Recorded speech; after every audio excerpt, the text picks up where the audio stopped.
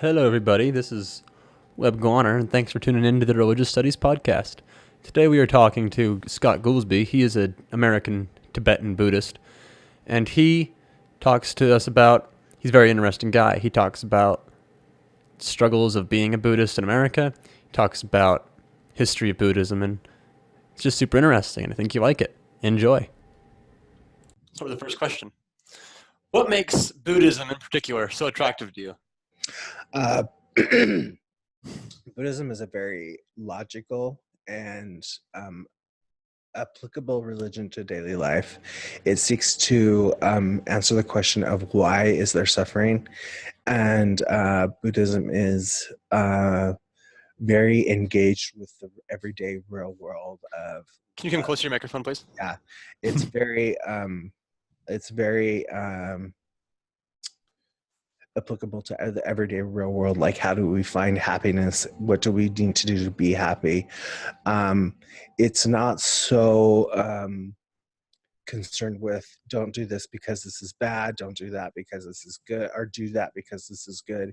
It's what's going to make you happy and what's going to make you not suffer. And it's a very logical and very what do I want to say? Psychologically directed religion. It's more of a philosophy than a religion, actually. Yeah. So, you said it's more of a philosophy than a religion.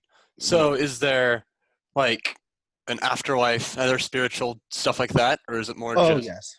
Yes. Buddhism can get very, very mystical and religious, especially in China, Japan, Tibet. There will be an afterlife. There's very detailed descriptions of the 8 hot hells and 8 cold hells, the different descriptions of the of nirvana, the different pure lands. But in American Buddhism, it's mostly concerned with being a good person. Most American Buddhists believe in reincarnation, and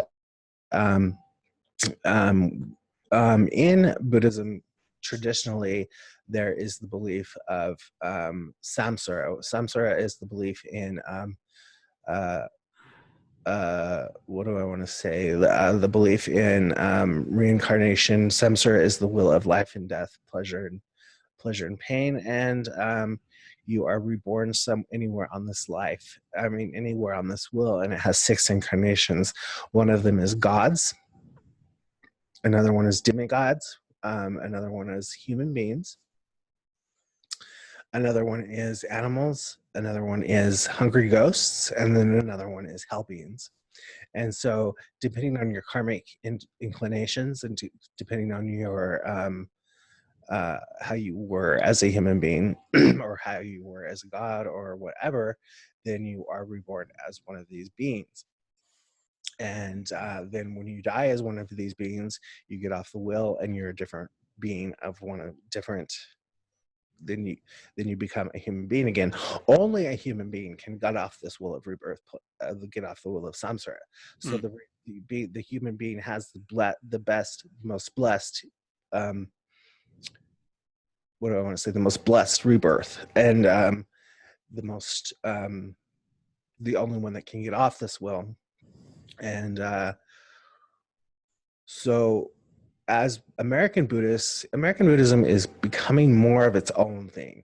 And American Buddhists don't generally believe in all of that. But we do believe in reincarnation, and we do believe that we don't put a lot of stock in it, but we do put more emphasis in living in this life and in the present moment and being a good person. So, you, as an American Buddhist, do believe in reincarnation, but you don't believe that you'll get off the wheel of samsara, you'll just be reincarnated over and over again, or do you still believe in the escape from the wheel of samsara? Yes, I believe in reincarnation and escaping the wheel of samsara. I don't know if a lot of my fellow American Buddhists do, but I myself believe in reincarnation and the will of samsara. I'm a little more traditionalist because I am a Vajrayana Tibetan Buddhist. But yes, I do believe in reincarnation. I'm going to jump in with a question. The wheel of samsara, the goal is to escape it, and when you escape, that goes to nirvana? Is that correct? Yes, exactly. Okay. And nirvana is like an afterlife, or it's just nothing? It's very hard to say. Nirvana is the extinguishing of desire.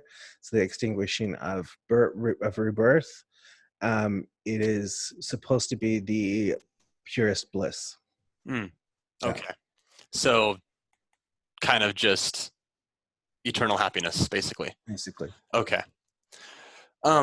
What misconceptions do you feel people have about Buddhism? A lot of people think that we believe that and worship Buddha, which we do not. We see him as a holy being and as somebody who to look up to and to emulate. I'm not sure what else. I'll have to think on that a little bit more. Sorry about that. That's fine. So you don't worship Buddha. He's not like holy or anything. He's just like a teacher. Holy. He is somebody to respect, but he is somebody we admire and we want to follow in his footsteps more like. Okay. That makes sense. Yeah. Do you have any holy books? Like, did he write any holy books? He himself did not write any holy books. His sermons were written down. Okay. And those are called the Tripitaka, and those are the oldest one, but the oldest ones, and there's 3 of them. I couldn't tell you right now, right off the top of my head, their names, but there are also hundreds of them in the Tibetan Buddhist tradition and the Indian tradition. They're in the Dalai Lama could write one tomorrow. That's not so in religion we have what are called the closed and open canons. Christianity has a closed canon. It has the Bible. Yeah, and then it's over. Yes. Yeah. Buddhism has an open canon, and so for example, in Buddhism, we have these people called the Tertans, and they can discover. They could have a special dream or something and discover a holy book tomorrow. You might want to investigate them. They're Tertan, Rton, and they're called treasure revealers. Okay. So there is a holy man in Tibetan Buddhism named Padmasambhava, and so the story goes that he hid these holy books and these treasures throughout Tibet, and these Tertans go and discover them every so often. But so there we have hundreds and hundreds of sutras, holy books. It's not possible to read them all. So the Dalai Lama, Uh-huh. is he a holy man like Buddha was, or was he kind of like a prophet or something? How does Dalai Lama work? He is considered a living Buddha. Okay. There are several of his equal, though. He is not the only one. He is kind of like a cross between the Pope and a living Jesus Christ, if you want to put it in Western terms. He is considered a reincarnation of the Buddha of compassion, Avalokiteshvara, and he's very well respected. But he is only a member of one school of Tibetan Buddhism, the Gelugpa school. And he is the head of it, but he happens to be the one that leads to the leading one. Okay. There is a member. There are 4 others. There's the Sakya Mipam, and so there are several others. There's one that's very young. He's about my age. That is up and coming. I think that's the Sakya Mipam actually. But he's another one. He's the leader of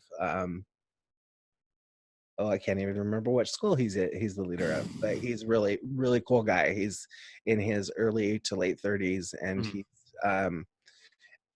would be held as the equivalent of the Dalai Lama, except he's not the leader of the people. He's a religious leader, but not like the president. Okay. Yeah, but he is the equal of the Dalai Lama, just not in political, not a political leader. Yeah. Okay, that makes sense. Yeah. So where does Buddhism come from? What's the history of Buddhism? Buddhism came from northern India in what is now Nepal. Mhm.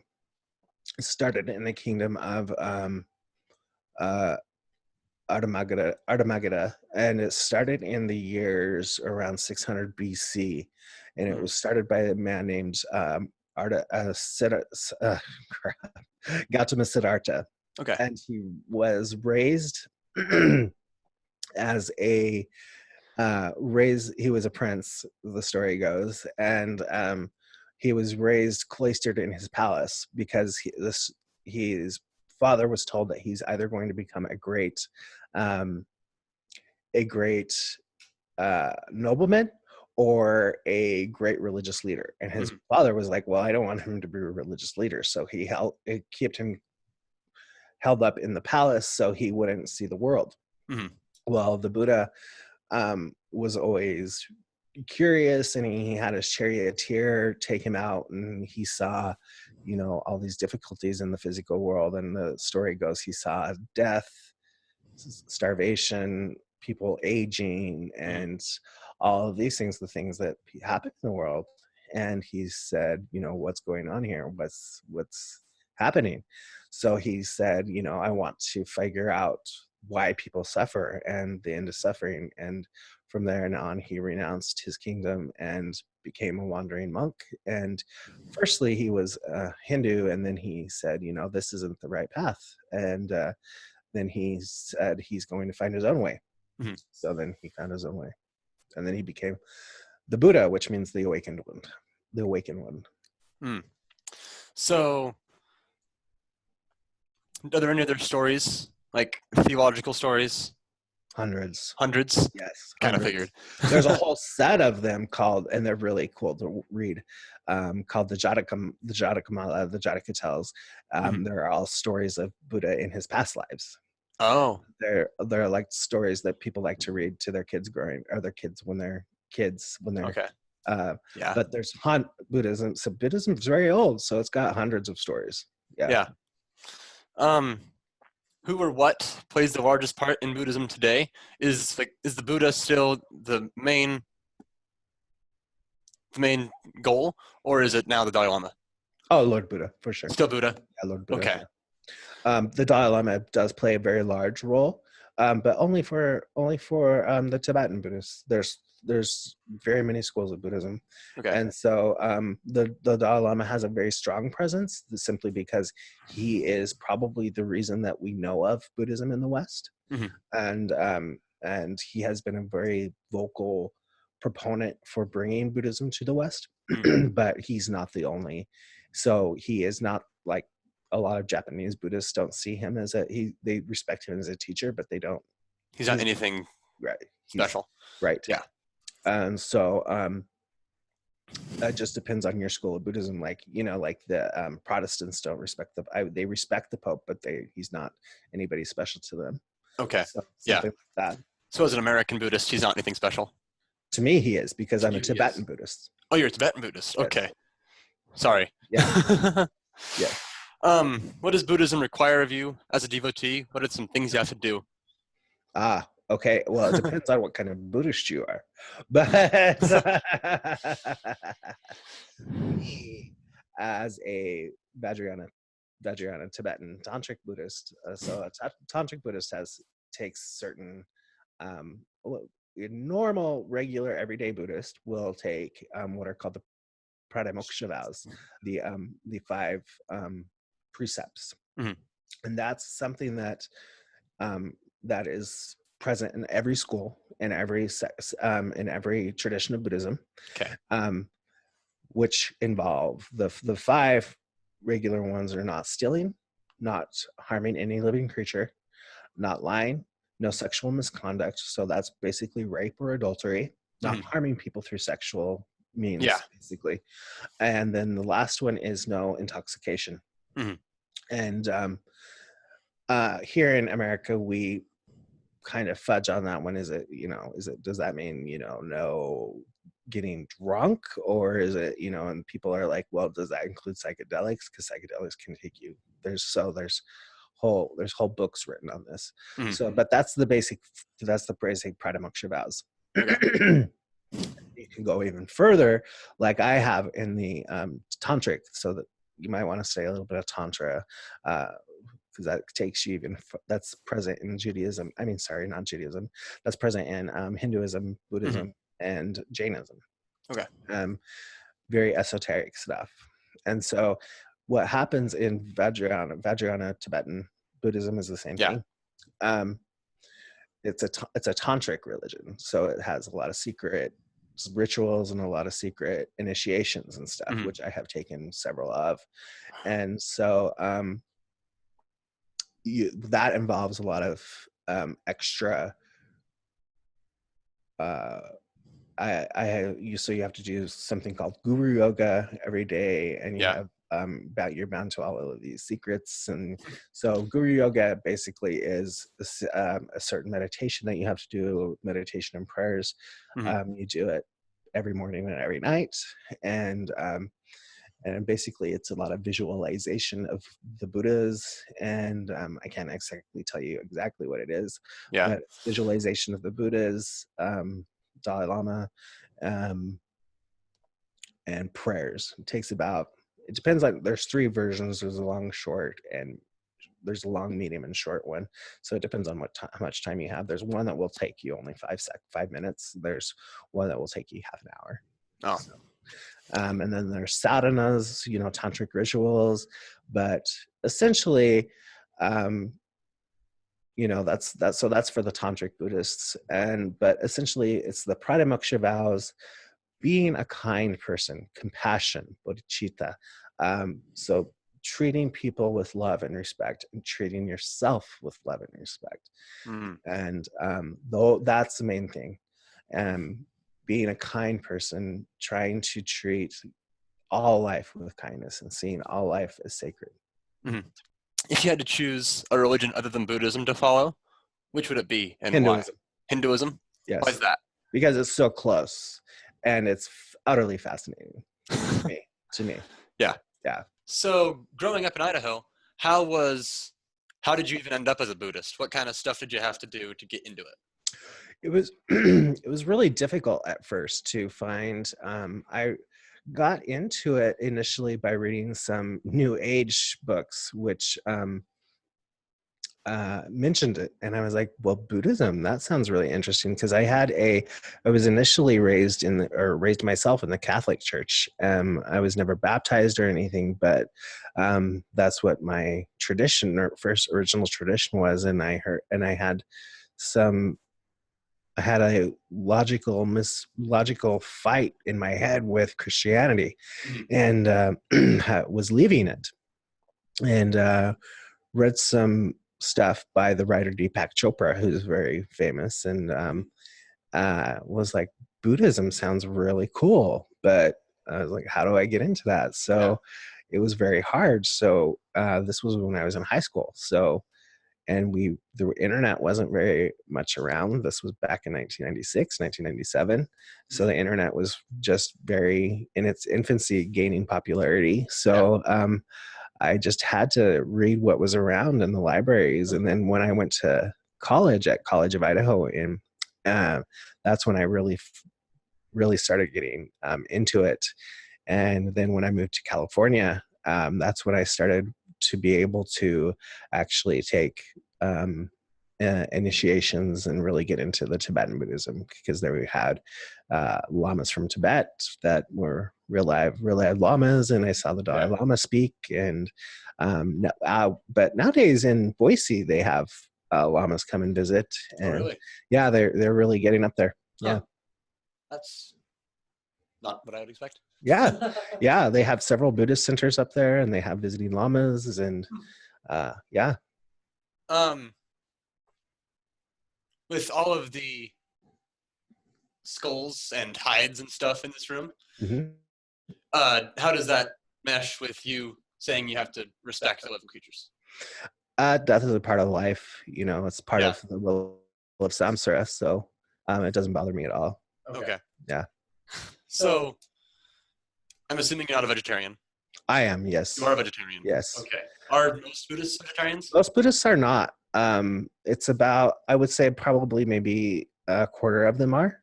It's more popular in America to be a Buddhist and vegetarian than it is anywhere else. Really? In America and Southeast Asia. Yeah. Huh. Yeah. I would think that most Buddhists would be vegetarian according to the scriptures and then according to the harm no living creature. Yeah. But most Buddhists are actually meat eaters, especially, like the Tibetan ones. In Tibet, you can't grow, your food. You have to be able to hunt and stuff because it's way too cold to grow food. Oh, yeah. So, but, they still respect the animals that they need to eat. So, so you can still, eat meat with respect, Yes, I agree. Yeah. Okay. Thank you much. You're welcome. Does old Corey have any questions? No, you asked the question about I was concerned that our mounts and the animals hanging in this room would be defensive. They're kind of everywhere you look. So it's refreshing that they're not, because I think that respecting life and hunting, those two things go hand in hand. I don't think with every hunter, but in my world they do. Right, for sure. I think it's more respectful to hunt them than it is to go to the grocery store and just get something from factory farms. Yeah, I agree. Yeah, I totally agree. It's awesome. Alrighty. Thank you for coming on. You're very welcome.